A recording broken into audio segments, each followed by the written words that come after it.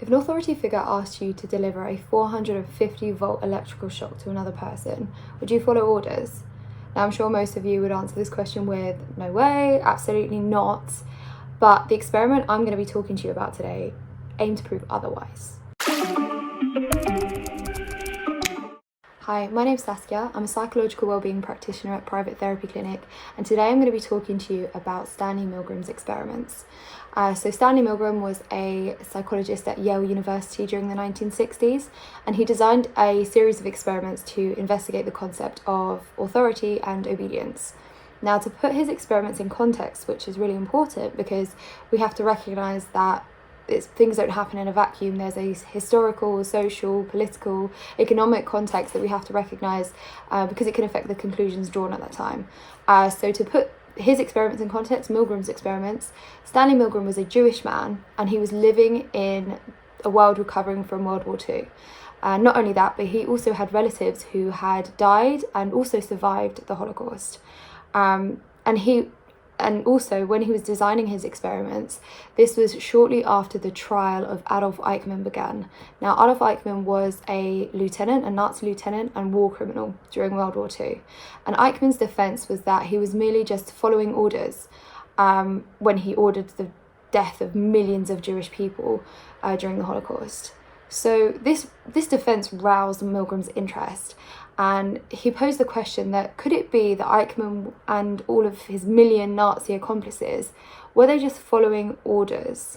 So Milgram was thus inspired to carry out a series of experiments to test this theory. And they led to some surprising results. And the results offer a compelling and disturbing look into the power of authority and obedience. Now, I would be remiss if I didn't mention up top that more recent investigations of Milgram's experiments, they do raise criticisms and they cast doubt on some of the implications that Milgram first made after carrying out his experiments, and they question the results and the procedures of his experiments themselves. But despite this, the study has significantly impacted psychology. I'm sure many of you heard of it, even if you're not in psychology or studying psychology.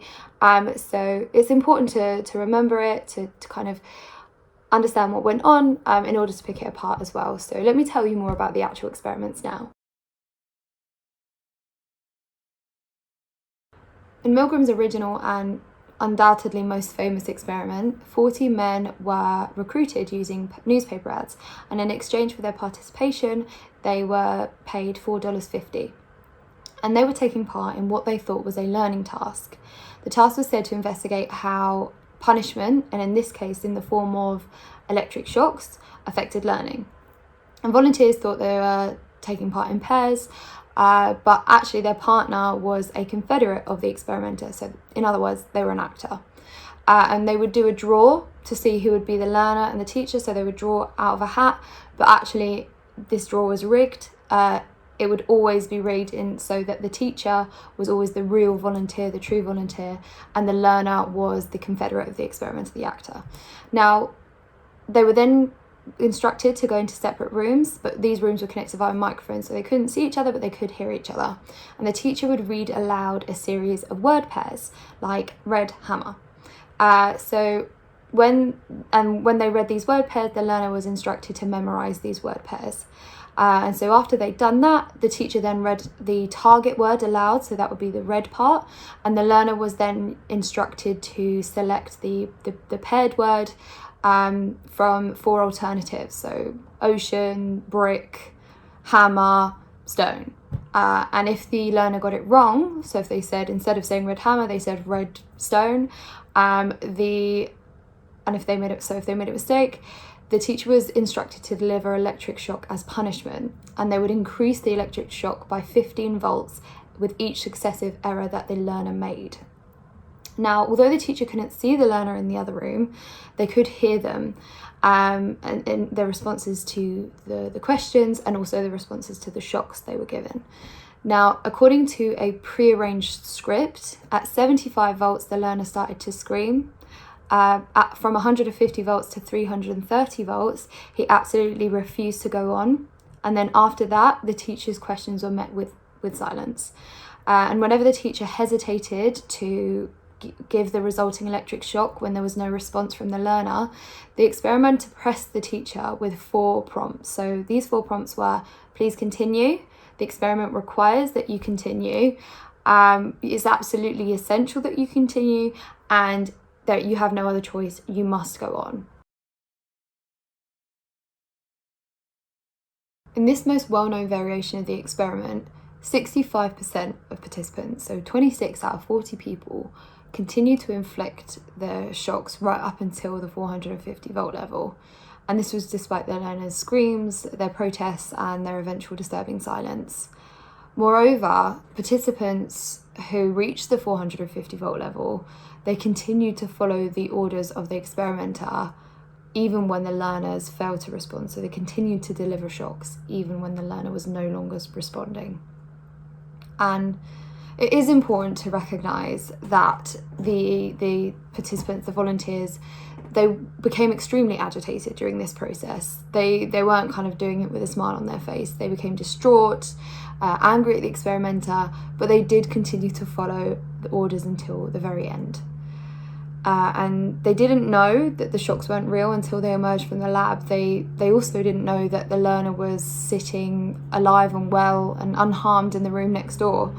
And they were also unaware that they'd just been used to support the claim that made Milgram famous, that ordinary people, under the instruction of an authority figure, without any particular kind of hostility on their part, simply doing their jobs, that they can become agents in a terrible, destructive process. And it's a phenomenon that's been used to explain atrocities globally.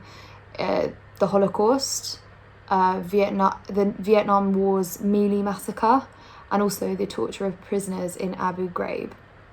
And Milgram's experiments have kind of served as an all-purpose lightning rod for discussions surrounding humans' ability for evil. So perhaps the biggest question raised by Milgram's original experiment was why? Why did so many of the participants in this experiment perform a seemingly sadistic act because they were instructed to by an authority figure? Now, according to Milgram's further experiments and their variations, there are a few situational factors that could explain such high levels of obedience, and I'm going to break up a few of those now. The physical presence of a legitimate authority figure dramatically increased obedience. So, for example, if the participant was in the room with an experimenter and the experimenter was wearing a lab coat, so they seemed like a competent expert, a legitimate authority figure, obedience dramatically increased. When this experimenter was replaced, when they leave the room and they're replaced with an ordinary person wearing ordinary clothes, the obedience dropped dramatically. So it dropped to 20% of people who would be willing to inflict shocks up into the 450 volt level. So it suggests there that the physical presence of a legitimate authority figure, both of those things is a situational factor that affects obedience. It was suggested the fact that Yale, a trusted and authoritative academic institution, the fact that they sponsored the study led participants to believe that the experiment was safe, and that affected the obedience levels. This was further suggested when they moved the experiments to a set of rundown office buildings as opposed to the Yale campus. And when they did this, obedience levels dropped to 47.5% rather than that original 65%. So Milgram then used this to suggest that the status of the location affects obedience, and that's one of the situational factors that affect obedience.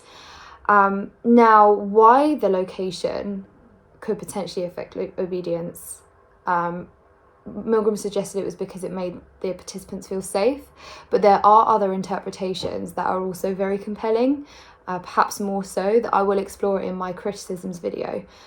So feel free to check that out if you want to understand that argument a little bit more. Obedience dramatically dropped when the teacher was instructed to force the learner's hand onto the shock plate once they refused to continue. And it was suggested that this obedience dropped because the teacher, the volunteer, no longer had a buffer to stop them seeing so much the consequences of their actions. And obedience in these cases fell to 30% of people willing to go all the way to 450 volts in these cases. So they weren't protected because they weren't protected from seeing the consequences of their actions. So it was suggested that this buffer was another situational factor which could increase obedience. So in the original briefing to participants, the shocks were explained as painful, but they weren't explained as dangerous. So Milgram suggested that this was also a situational factor that could have increased the obedience levels because and also continued that feeling of safety for the participants, that the experiment was safe so they could continue up until the end. So that's another situational factor that Milgram suggested affected the obedience levels in his original experiment.